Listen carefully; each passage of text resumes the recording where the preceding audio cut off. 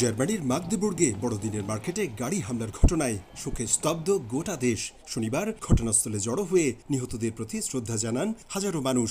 এদিন সেখানে পরিদর্শনে আসেন জার্মান চ্যান্সেলর ওলাফ শলস। হামলার ঘটনাকে নৃশংস ও হৃদয় বিদারক বলে উল্লেখ করেন তিনি। জার্মানিতে এমন হামলার ঘটনায় তীব্র নিন্দা জানিয়েছেন বিশ্ব নেতারা। হতাহতের পরিবারের প্রতি সমবেদনা জানিয়েছেন অনেকে। একই সঙ্গে দেশটির সরকারের প্রতি সংহতি জানিয়েছেন ফ্রান্সের প্রেসিডেন্ট ইমানুয়েল ম্যাক্রো, ইতালির প্রধানমন্ত্রী জর্জিও মেলোনি, ইউক্রেনের প্রেসিডেন্ট ভলোদিমির জেলেনস্কি সহ বিশ্ব নেতারা। আর এই হামলাকে জার্মানিতে গণহারে অভিবাসনের ফল উল্লেখ করে শলসের পদত্যাগ দাবি করেছেন মার্কিন ধনকুবের ইলন মাস্ক। নিহতদের পরিবারের প্রতি সমবেদনা জানানোর পাশাপাশি ঘটনার তীব্র নিন্দা জানিয়েছে সৌদি আরবের পররাষ্ট্র মন্ত্রণালয়। তাদের দাবি, হামলাকারীর বিষয়ে আগেই সতর্ক করা হলেও তা গুরুত্ব দেয়নি জার্মান প্রশাসন।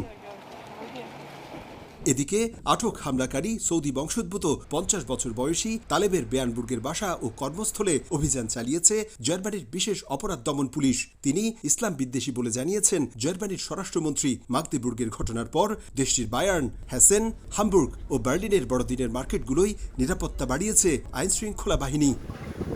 জার্মানিতে রাজনৈতিক আশ্রয় প্রত্যাশী কিংবা অভিবাসীদের দ্বারা বারবার এমন দুষ্কর্মের ফলে পাল্টে যেতে পারে দেশটির সমাজ, রাজনীতি এবং অর্থনীতির চিত্র।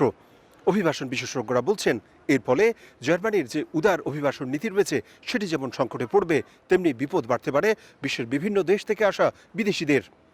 জার্মানি থেকে বিটু বড়ুয়া, সময় সংবাদ।